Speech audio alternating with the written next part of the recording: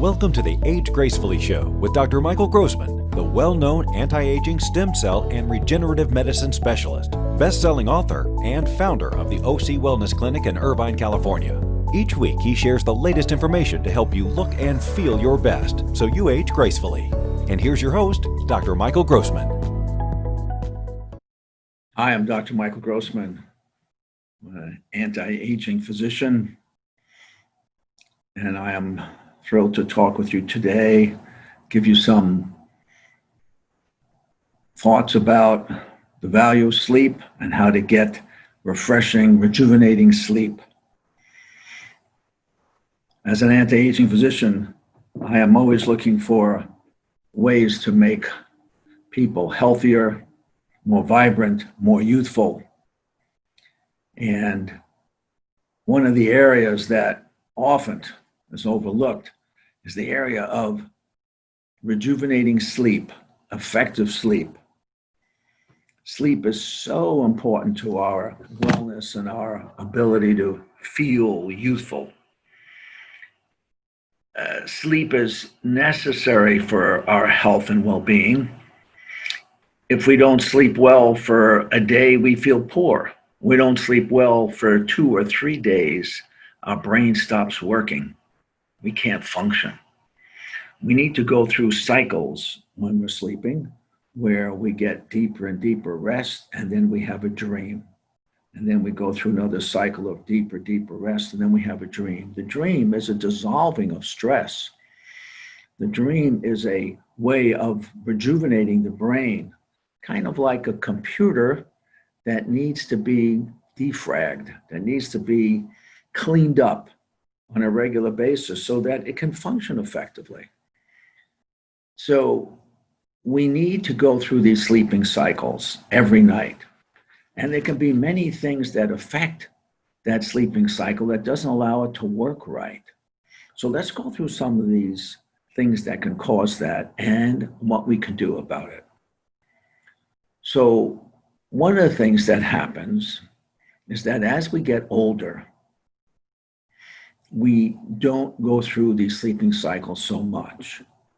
And there's a problem that occurs as we get older, that we lose certain hormones in our body, particularly growth hormone. So growth hormone is a hormone that's produced by the pineal gland inside the forehead at the base of the brain. And that gland, as we get older, does not release growth hormone. And this is a gradual thing that occurs over the years. So when we're 30, it starts going down. Athletes don't function as well when they're 40 and 50 and 60. For every few years, there's less and less of this growth hormone released. And that is a big cause of aging in general, but particularly with sleep. When we lose growth hormone, we don't get deep sleep. We don't get a rejuvenating sleep and get the brain restored to its healthy, youthful state. We can replace growth hormone, but it's very expensive. More easy is to use growth hormone releasing factors. We have these factors available now from compounding pharmacies, where you can inject or take sublingually peptides, little amino acid groups that will tell the body, release growth hormone while you're sleeping. And that creates deeper, healthier sleep and more brain rejuvenation. And it has many other beneficial side effects of more energy, more muscle strength, less fat. So we have lots of good things we can do in that arena. Now, the other things that happens with aging is that men and women lose other hormones. Most important for sleep is progesterone. Now, women make a lot of progesterone, men not so much. So for women, when they go into menopause, they can all of a sudden not sleep good. And the whole life they were sleeping fine. This is frequently from the progesterone loss. So for women, it's fairly quick. Go into menopause, you lose the progesterone hormone fairly rapidly. And then you just don't sleep good. So many women out there will notice that, I just don't sleep good. I don't know why. Frequently it's progesterone. Easy to replace it. We have prescription tablets. I like the sustained release from the compounding pharmacies. Very, very important for normal sleeping. Now, men can use it too, but at a much lower amount, like 1/10 of what a woman would use. But it can be very, very effective. Now, other things that can cause a sleeping problem. One, we know lifestyle. For young people, they get busy, they don't need to sleep so much, not the end of the world. But for older people, you get to be 40 and older, the body doesn't like this funny scheduling. It needs to have a firm schedule. This is the time to go to sleep. The hormones are used to that routine and need that routine. We like to think that normal sleep for most people would be minimum of 7 hours. As you get older, you need less and less, but that's also because you don't sleep as well. Young people need 8 or 9 hours, young people being below 20. Now, another big cause of not sleeping well, we all know, is stress.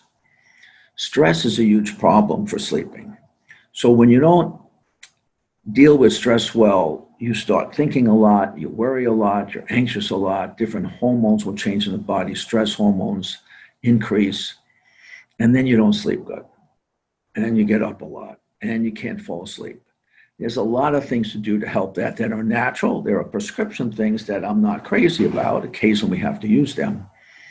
But the natural things are what I'm more excited about. So some of these natural things to help stress and sleeping would be melatonin is one of my favorite things. Melatonin is produced by the pineal gland, the little gland also in the forehead. And when it's dark out, the pineal gland secretes melatonin, and melatonin makes you sleepy. That's why when you travel to other time zones, the sleep gets all confused because the light and dark starts changing and the whole physiology gets a little confused. Melatonin is very helpful for that. When you're traveling, if you take a big dose of melatonin, when you want to go to bed now, you reset the dials of the brain. High doses would be 6 milligrams, sometimes even 12 milligrams. So for melatonin, some people, when you want to just go to sleep every night and you're not sleeping well, you can take 1 or 2 or 3 milligrams and that will solve the problem. There's some people who need 6 milligrams or even up to 12 or even as much as 18 milligrams. Melatonin is harmless. If you take a lot, you may get a little groggy in the morning, but it's not a serious thing. Melatonin occasionally causes very vivid dreams, which again is not a serious thing. So I love melatonin to help the sleep cycle and to establish a good time schedule for sleeping. Other things that can help, we have nutritional supplements like GABA, which is a natural kind of a nutrient that's naturally in the brain, and you can buy this anywhere at the health food stores. It's very helpful for sleeping. There are many other hormones, valerian, and other herbs that are naturally calming herbs. I use a variety of different herbs that are very helpful for calming the mind and relaxing you in a natural way. And these are not addictive. These are very, very helpful kind of herbs.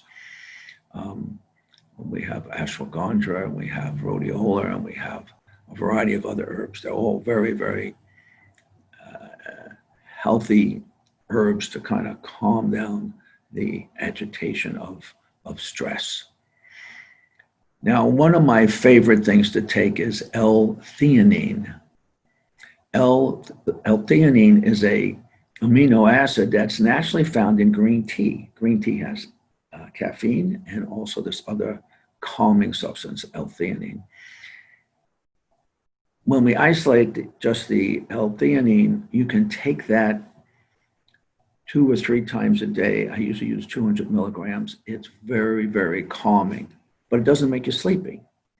It just calms down the overactive mind, so your mind is not moving. And because of that, you can actually think clearer and have more focus because your mind is not jumping around so much. So that's great for people who are worrying and constantly agitated. One of the other things I like using is L-tryptophan. Tryptophan is naturally found in a lot of food we eat. It's an amino acid. It's one of the essential amino acids. When we take tryptophan, you can take 500 to 1,000 milligrams at bedtime. And it's very calming, very relaxing, no side effects from it.